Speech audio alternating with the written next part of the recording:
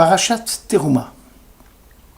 Puis tu feras 2 chérubins d'or, tu les fabriqueras tous d'une pièce, ressortant des 2 extrémités du propitiatoire. Fais ressortir un chérubin d'un côté et l'autre chérubin du côté opposé. C'est du propitiatoire, même que vous ferez saillir ces chérubins, à ces 2 extrémités. Ces chérubins auront des ailes étendues en avant et dominant le propitiatoire, et leurs visages, tournés l'un vers l'autre, seront dirigés vers le propitiatoire. Tu placeras ce propitiatoire au-dessus de l'arche, après avoir déposé dans l'arche le statut que je te communiquerai, tous mes ordres pour les enfants d'Israël. Exode 25. Nos sages, dans le traité Chagiga 14, soulignent que le chérubin kérouv provient du mot ravia, enfant. Le chérubin serait donc comme un jeune enfant.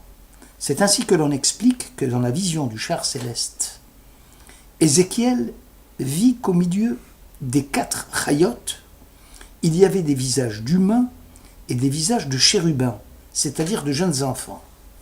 Abrabanel soutient qu'il s'agit d'enfants gracieux, délicats, sans aucun défaut, n'ayant jamais péché, dont l'un était mâle et l'autre femelle.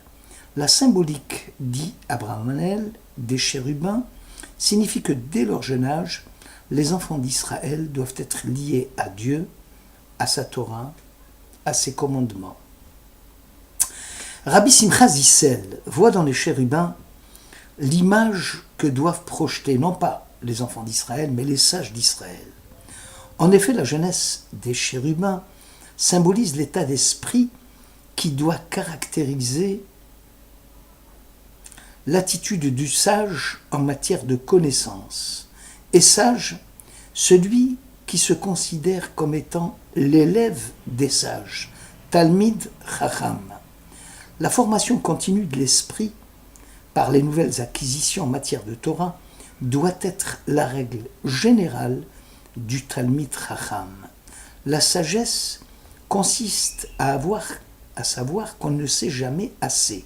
Aussi, nos maîtres ont fait l'éloge du savoir acquis dans l'enfance, c'est-à-dire que l'essentiel est de se souvenir que la seule sagesse est qu'on ne sait rien.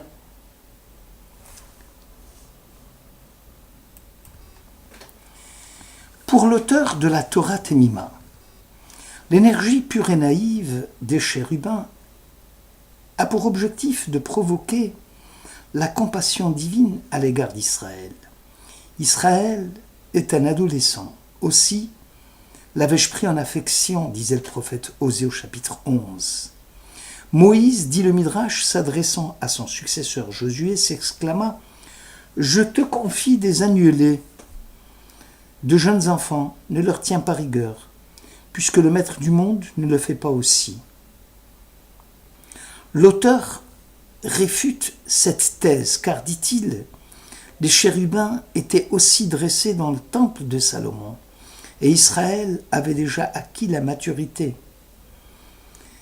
et n'était pas tout à fait jeune. La Torah Temima, lui, privilégie l'explication de nos sages dans le traité Yoma 54, quand le peuple d'Israël montait en pèlerinage au temple de Jérusalem, en déroulait le voile damassé des chérubins, fabriqué en étoffe d'azur, de pourpre, d'écarlate et de lin retors, afin de dévoiler les chérubins, lesquels étaient entrelacés, signifiant par là même l'amour que Dieu portait à son peuple, à l'instar de l'amour dans le couple.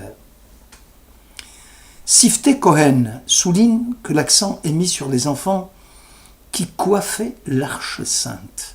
Cela montre l'importance que l'on doit accorder à l'enseignement religieux de nos jeunes élèves, garant de la pérennité de la tradition. Et cela avant même l'érection du temple. Aussi va-t-on placer les chérubins au-dessus de l'arche, les tables de la loi étant au-dessus pour signifier que l'éducation et la formation des garçons et des filles d'Israël est une valeur inestimable. Le grand Maïmonide, dans le Guide des Égarés, au chapitre 45, explique « Les visages des chérubins, ainsi que leur aspect extérieur, étaient, disait-il, à l'image des anges, dont le but était d'enraciner la foi parmi les croyants. Si le sublime et l'ultime est insaisissable, Dieu a créé des anges qui sont à ses ordres et qui vont dicter aux prophètes la conduite à tenir pour nous préparer à rechercher la voie de Dieu dans le monde. La croyance dans la certitude de la réalité de Dieu suppose aussi la croyance dans un monde peuplé d'anges et d'esprits créés par Dieu, pour renforcer la foi dans le domaine de l'ineffable. Dieu ordonne de confectionner une arche surélevée de 2 chérubins ayant un aspect angélique. Le mot Shekhinah est souvent synonyme dans la Bible du mot ange. Aussi Ézéchiel, dans sa vision prophétique, entendit le battement des ailes des chérubins. Ibn Ezra, cette fois-ci, définit le mot chérubin comme étant des tsurot, des formes, des images.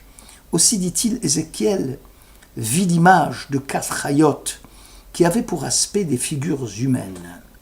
Toutes les 4 chayot avaient une face de taureau à gauche. Cette même chaya, dite taureau, est appelée aussi taureau chérubin. Aussi, dit le commentateur, le mot chérubin a un sens général signifiant une forme ou un aspect.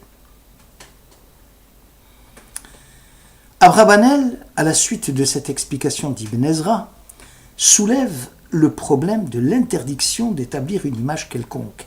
N'est-il pas dit tu ne feras point d'idole, ni une image quelconque de ce qui est en haut dans le ciel, les anges, les astres, ou en bas sur la terre, ou dans les eaux au-dessus de la terre. Comment est-ce possible que Dieu puisse ordonner de confectionner des chérubins dans le Saint des Saints? Le commentateur explique que l'interdit concernait uniquement la prosternation et l'adoration, alors que la confection du tabernacle et de ses objets sacrés était dirigée dans une orientation qui est divine. Les chérubins ne devaient en aucune façon servir d'intermédiaire entre Dieu et Israël, mais simplement de symbole d'un lien permanent, éternel, entre Dieu et son peuple. L'impératif divin devait uniquement rappeler l'émanation divine, à refuser l'existence de Dieu ou à lui associer d'autres dieux. Au contraire, la génération du désert cherchait à donner une forme concrète à la divinité, au culte de Dieu. Apparemment, l'image produite ou la forme de l'animal confectionné ne contribue pas, proprement parlé, à constituer une faute majeure puisque les chérubins ont été permis. L'interdit provient de la forme concrète donnée au nom ineffable, que la Torah ne permet pas de faire. Le Leket Tov soutient qu'à travers les chérubins, nous avons l'exemple parfait d'une chose et de son contraire permise et interdit dans la Torah. Moïse proclame « Tu ne feras point d'idole, d'une image quelconque ». Dieu dit à Moïse « Tu feras 2 chérubins d'or ». Tu ne découvriras pas la nudité de la femme de ton frère. Or, la veuve du frère mort sans postérité ne pourra jamais se marier au dehors à un étranger, c'est son beau-frère qui doit s'unir à elle. Ou encore, ne t'habille pas d'une étoffe mixte mélangée de laine et de lin. Tu feras des cordons en franges aux 4 coins de ton vêtement dont tu te couvriras.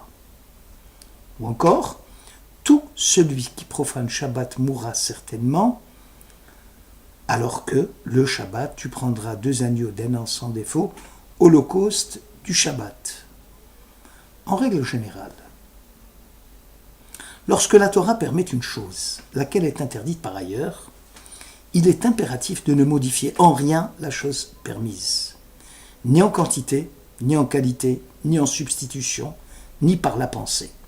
Ainsi, selon le Mechilta, vous ne ferez point d'idole, ni en argent, ni en or, est une allusion directe à la confection des chérubins.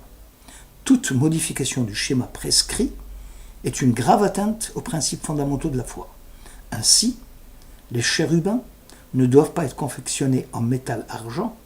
Il n'est pas permis de décorer les lieux de culte par des chérubins comme cela se faisait dans le temple. Le Midrash Chochma, dans la section Kitissa, va développer longuement la relation causale entre le symbolisme permis dans la Torah et l'erreur grossière qui consiste à vouloir rendre concrète l'idée du divin dans la réalité. Israël avait considéré Moïse comme un char qui véhiculait la divinité. Et au moment de son éclipse dans le Sinaï, le peuple cherchait désespérément un autre char, un autre véhicule qui allait concrétiser l'idée de la transcendance. Vouloir représenter à tout prix une entité douée d'intention et de volonté et surveillant le monde devient un acte d'apostasie, un reniement. Moïse rejette l'idée d'être confondu avec le maître du monde. La Torah, disait Moïse, aurait été donnée à Israël même en son absence. La preuve est que pendant 38 années du désert, la parole de Dieu avait déserté Moïse. Il ne faut pas imaginer que le tabernacle et plus tard le temple constituent une valeur sacrée suprême.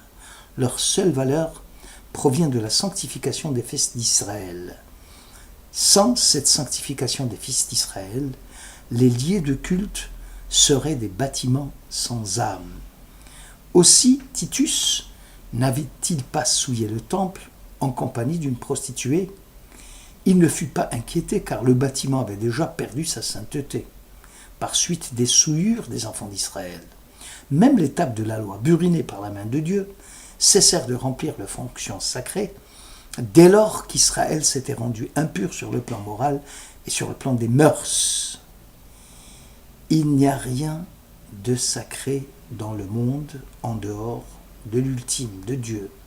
Cette sainteté renvoie essentiellement à la splendeur divine, parfaite, absolument transcendante, donc à son caractère sacré séparé.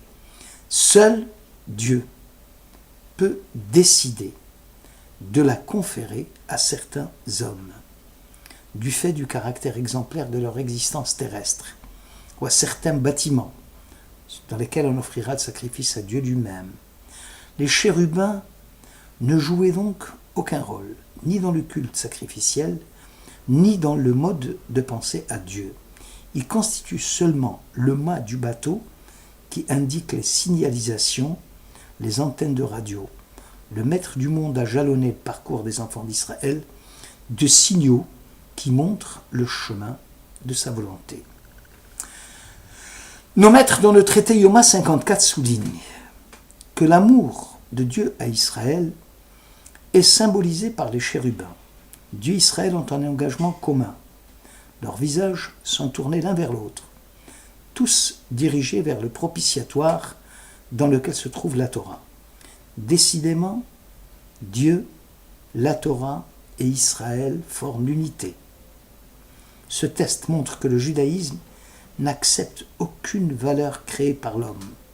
Attribuer les qualités divines à quoi que ce soit, quelque élevé ou sublime que cela puisse paraître, c'est tordre, et l'idée que cela représente, le concept divin dont on aurait tenté en vain de le vêtir.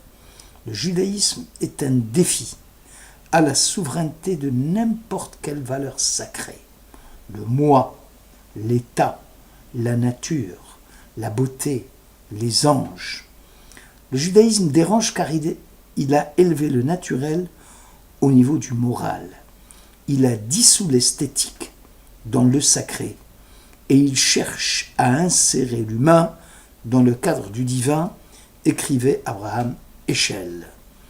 Restez chez vous, ne venez pas à la synagogue, écrivait le Gaon de Vilna aux gens de sa maison. si vous n'êtes pas capable de freiner vos jalousies et de vous abstenir de faire des commérages à propos de la robe de vos voisins.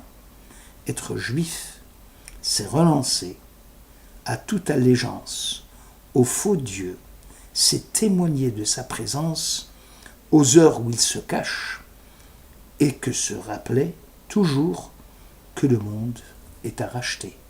Merci de votre écoute.